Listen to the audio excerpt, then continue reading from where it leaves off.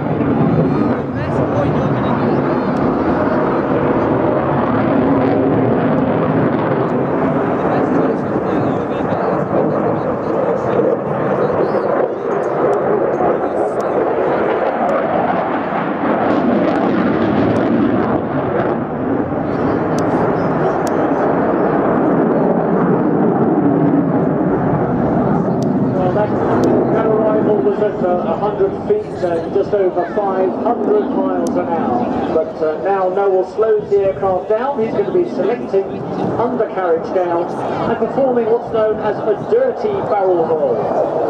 When the aircraft is set up to land, as the undercarriage is down, it's called the dirty configuration, as opposed to the clean configuration.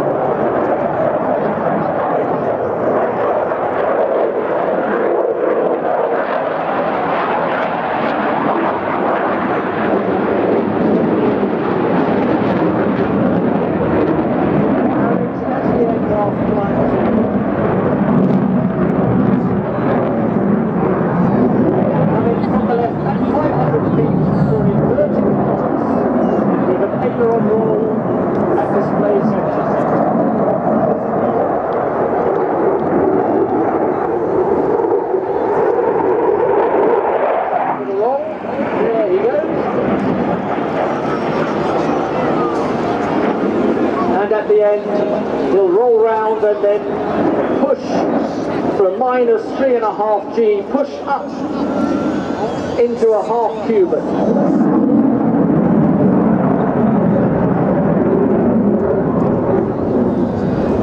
Now accelerating on the way down to 100 feet, accelerating to over 600 miles an hour for a high-speed pass.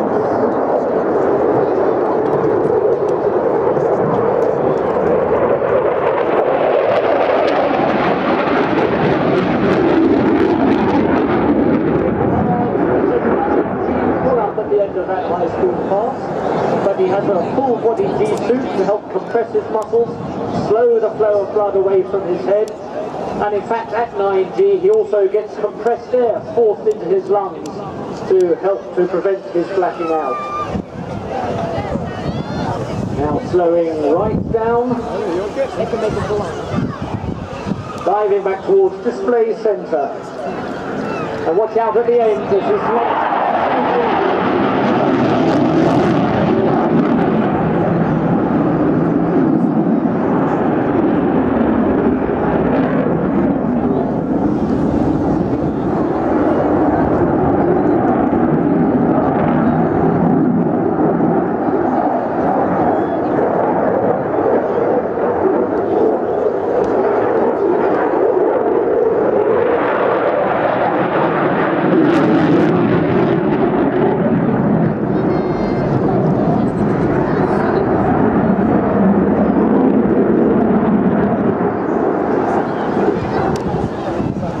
Now we've seen the high-speed characteristics of the aircraft. Now we're going to see the other end of his performance environment as he sets the aircraft up at about 120 miles an hour for a high angle of attack pass.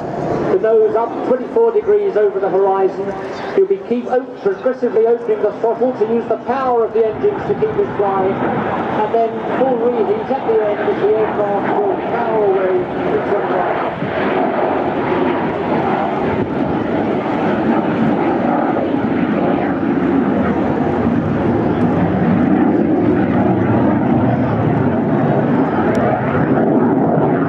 Form a 360-degree aileron roll.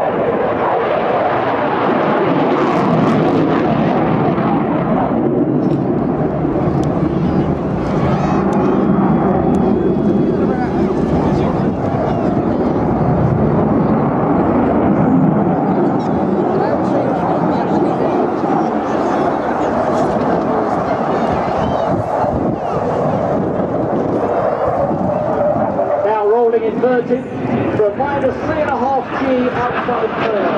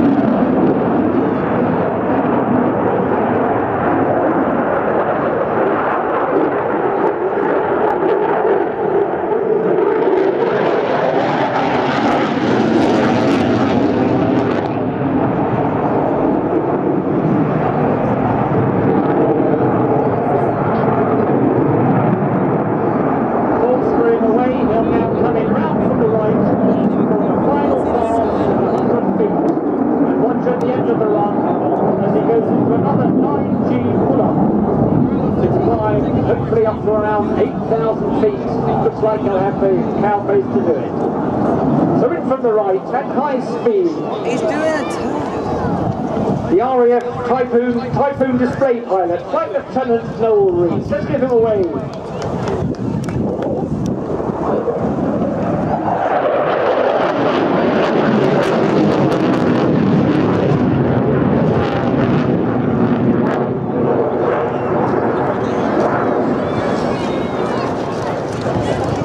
And that's Noel's last display before a period of leave. Up until Wednesday of this week he had one son, but on Wednesday his wife gave birth to their second child, so he's off on paternity leave. So let's show our congratulations to Noel as well, because he enjoys the challenge of formation. And we saw a mirror formation fly past by the Red Arrows. We saw it previous to that by the Aeros Pits team. And we're hoping that we'll see it today from the Breitling team, and it'll be Martin flying upside down. So now, if you look over the pier to the left, you can see the two aircraft. The smoke will go on in a moment as they dive down at a speed in excess of 150 miles an hour. There we are, the smoke is on. Dave Farrell leading the formation with Danielle Hughes on top of the wing, Martin Carrington with Lydia Beadle on top of the wing of the second aircraft. Now, not only are you going to see a display of formation aerobatics, but also acrobatics, because you should also keep your eyes on the girls on top of the wing, as they'll be performing their own maneuvers during the display. It's crazy enough of them to actually be on top of the wing while the pilots perform aerobatics. But you'll watch, you'll see them do handstands, pirouettes, lie parallel with the wing, and then at the end of the display they'll actually unstrap from their 5-point swivelling rig and sit on front of the wing, just a few inches away from the propeller, before climbing back over the wing for the final manoeuvre, the cockpit lady, where they stand on the top of the front cockpit. Any donations or programs? Two very different wing walkers. Danny on the lead aircraft is in her 8th year, whereas Lydia on the second aircraft is in her 1st year, having joined the team in April. Smoke is on now as they fly in on the 45-degree angle. You can see the girls have got one leg up in the air, and they're waving, so do wave back.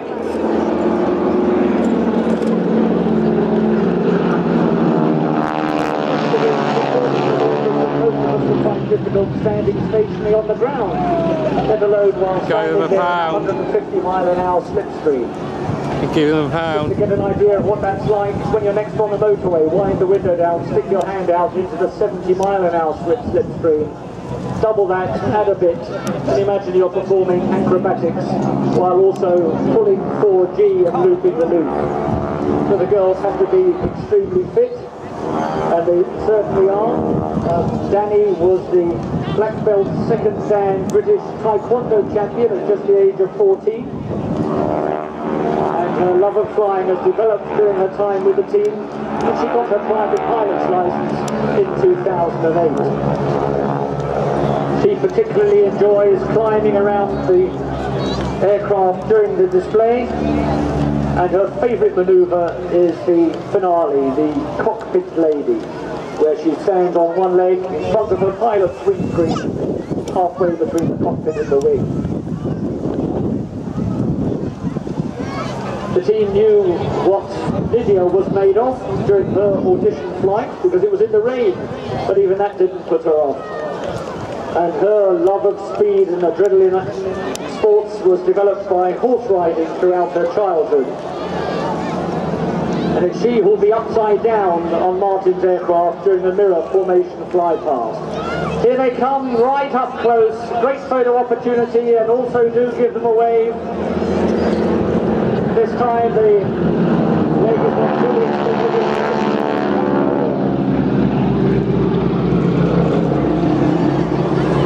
Well, Martin Carrington may have started his association with aircraft at a very young age. The formation leader, Dave Farrell, didn't get his pilot's license until he was 32. And he then developed his flying career by piloting a parachute jump aircraft in East Anglia. Here's a great photo opportunity.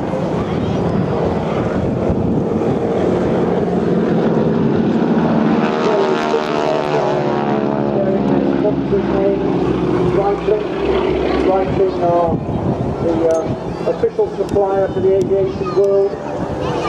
You may, if any of you were watching the Red Bull Air Racing on Sky on Sunday, which took place at Ascot, where Brits came first and second. Paul Bonham finished first, he's the current world champion, and Nigel Land, who is sponsored by Breitling, came in second on his birthday. So Martin Carrington says precision timing is a crucial aspect of display flying, so they're proud to continue their association with Breitling, and I must say I think it is a particularly striking colour scheme of the aircraft.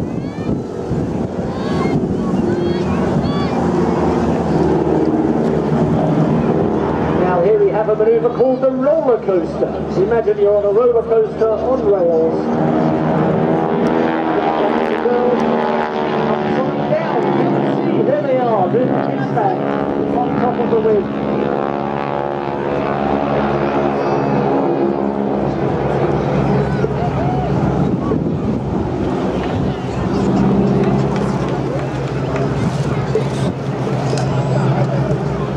People often refer to wing walking as a barnstorming activity, and that was something because wing walking developed in the years after the end of the First World War, when in America many people had been trained to fly in the First World War, were then no longer required in the service, but wanted to continue the love they developed for flying.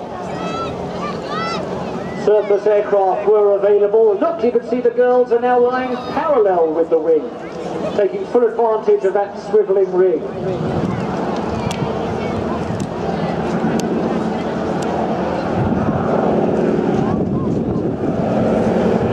So the pilots would scrape some money together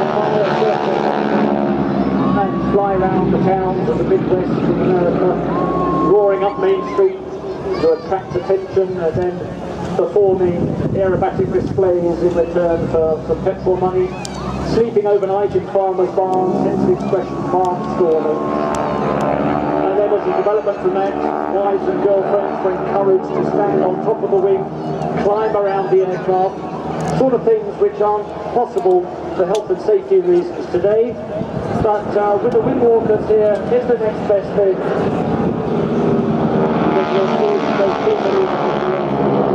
Climb down from their swiveling rigs to sit first on the front edge of the wing and then stand behind it before dropping down into the cockpit, ready for their departure.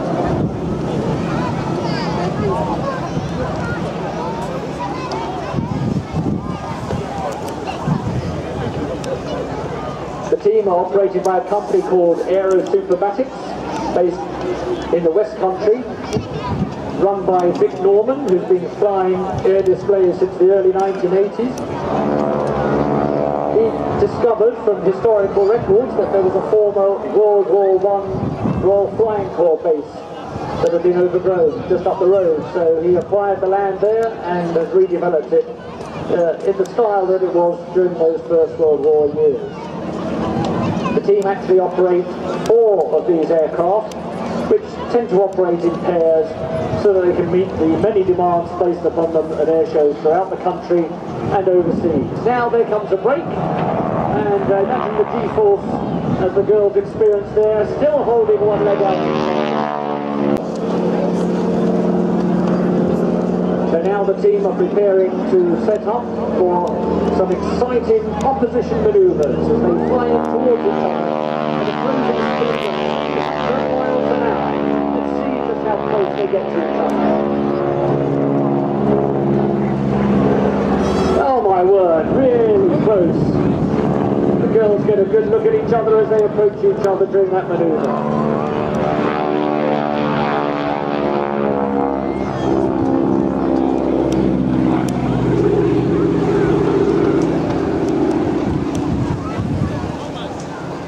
Now turning before setting up for another exciting opposition manoeuvre.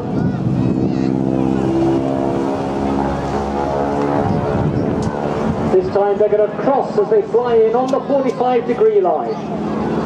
This will be a great photo opportunity.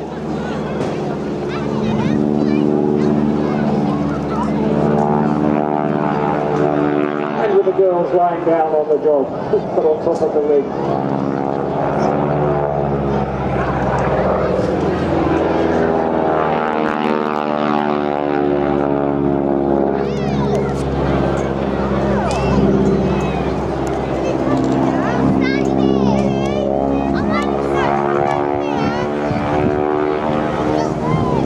Back into the centre once more. The aircraft tend to get closer and closer with each opposition touch. We'll back the right way up, but still with one leg out in front of them and still waving. I hope you're all waving back.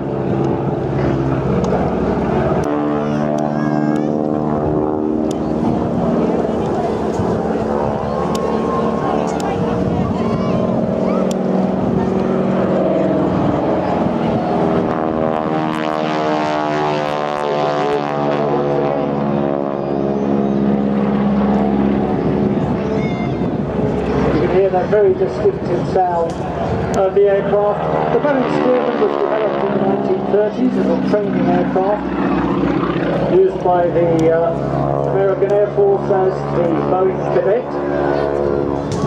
And many of them have continued not only in air show work but also have been converted to act as crop dusters.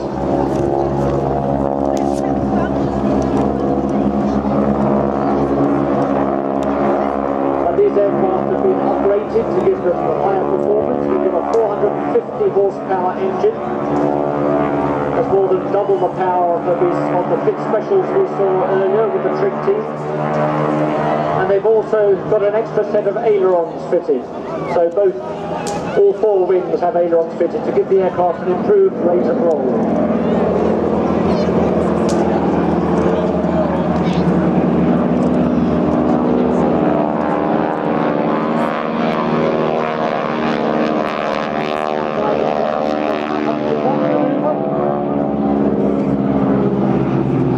Pulling up and then rolling into a barrel roll.